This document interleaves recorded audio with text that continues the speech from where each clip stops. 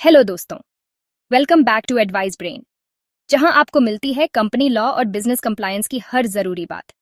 एकदम आसान लैंग्वेज में आज हम बात करने वाले हैं एक बहुत ही इंपॉर्टेंट टॉपिक पर। Section 25, document containing offer of securities for sale to be deemed prospectus as per companies act 2013। चाहे आप एक कंपनी के डायरेक्टर हो, शेयर होल्डर हो या CSCA स्टूडेंट, सब कुछ कवर करेंगे with examples, step by step. तो वीडियो को एंड तक जरूर देखिए, क्योंकि यह नॉलेज आपके काम आने वाली है, चाहे एग्जाम हो या एक्चुअल कंपनी मीटिंग्स। चलिए शुरू करते हैं। सबसे पहले बात करते हैं कंपनीज एक्ट 2013 के सेक्शन 25 के बारे में। यह सेक्शन उन सिचुएशंस को एड्रेस करता है जब कोई कंपनी किसी थर्ड पार्टी को सिक्योरिटीज अलॉट करती है या अलॉट करने का अग्रीमेंट करती है, इस इंटेंशन के साथ कि वो सिक्योरिटीज बाद में पब्लिक को बेची जाएंगी। ऐसे केसेस में जो डॉक्यूमेंट यूज करके पब्लिक को ऑफर किया जाता है उसे प्रोस्पेक्टस माना जाता है, जैसे कि कंपनी खुद सिक्योरिटीज पब्लिक को इश्यू कर रही हो। इसका मतलब यह है कि जितने भी लीगल ऑब्लिगेशंस और लायबिलिटीज एक पब्लिक ऑफर के टाइम होते हैं, वो सब इस केस में भी लागू होंगे, ताकि ट्रांसपेरेंसी बनी रहे और पब्लिक इन्वेस्टर्स का इंटरेस्ट प्रोटेक्ट हो। यानी अगर किसी और के थ्रू भी पब्लिक को सिक्योरिटीज ऑफर की जा रही है तो कंपनी उन ऑब्लिगेशन से बच नहीं सकती। अब बात करते हैं सेक्शन 25 के कुछ की प्रोविजंस के बारे में। Deemed prospectus.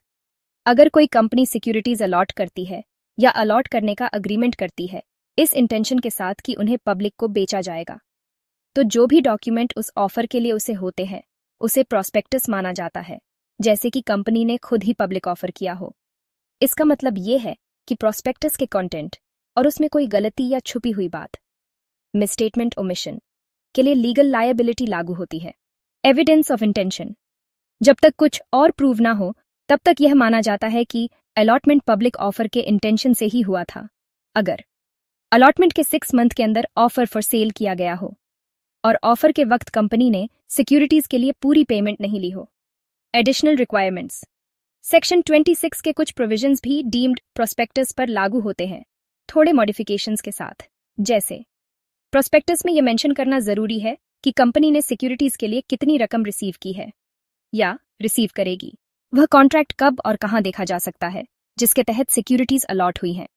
जिसने ऑफर किया है उस व्यक्ति को ऐसे ट्रीट किया जाएगा जैसे उसका नाम प्रोस्पेक्टस में डायरेक्टर के रूप में दिया गया हो। Signing off document. अगर ऑफर देने वाला कोई कंपनी या फर्म है तो डॉक्यूमेंट पर सिग्नेचर जरूरी है। कंपनी के केस में कम से कम 2 डायरेक्टर्स के, फर्म के केस में कम से कम आधे पार्टनर्स के। इस सेक्शन का मेन मकसद है कि अगर इनडायरेक्टली भी पब्लिक को सिक्योरिटीज ऑफर की जा रही है तो ट्रांसपेरेंसी और लीगल कंप्लायंस इंश्योर हो। अब आखिर में बात करते हैं लीगल इम्प्लीकेशंस के बारे में। लायबिलिटीज। जो लोग पब्लिक को सिक्योरिटीज ऑफर कर रहे हैं उन पर वही लीगल जिम्मेदारियां होती हैं जो एक फॉर्मल प्रोस्पेक्टस इश्यू करने वाले पर होती हैं। इसमें शामिल हैं, अगर प्रोस्पेक्टस में कोई गलत बात लिखी गई हो या कोई इंपॉर्टेंट इंफॉर्मेशन छुपी हो, मिसस्टेटमेंट या ओमिशन, तो उसके लिए लीगल एक्शन हो सकता है। Regulatory compliance. चाहे डॉक्यूमेंट का नाम प्रोस्पेक्टस ना भी हो, कंपनी को पूरी तरह से इंश्योर करना होता है कि जितनी भी लीगल रिक्वायरमेंट्स और डिस्क्लोजर्स एक प्रोस्पेक्टस के लिए जरूरी होते हैं वो सब इस डॉक्यूमेंट में भी फुलफिल किए गए हो।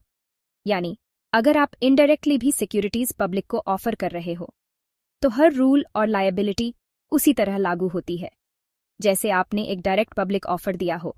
तो दोस्तों, यह था हमारा आज का video on document containing offer of securities for sale to be deemed prospectus. उम्मीद है आपको वीडियो पसंद आया होगा और कुछ नया सीखने को मिला होगा। अगर आपको यह कंटेंट यूजफुल लगा हो तो लाइक जरूर करिए, कमेंट करके बताएं आपका नेक्स्ट टॉपिक सजेशन क्या है, और चैनल को सब्सक्राइब करना ना भूलें for more such informative videos. और हाँ, बेल आइकॉन दबाना मत भूलना ताकि आपको मिलती रहे लेटेस्ट अपडेट्स सबसे पहले। मिलते हैं नेक्स्ट वीडियो में एक नए टॉपिक के साथ। Thank you.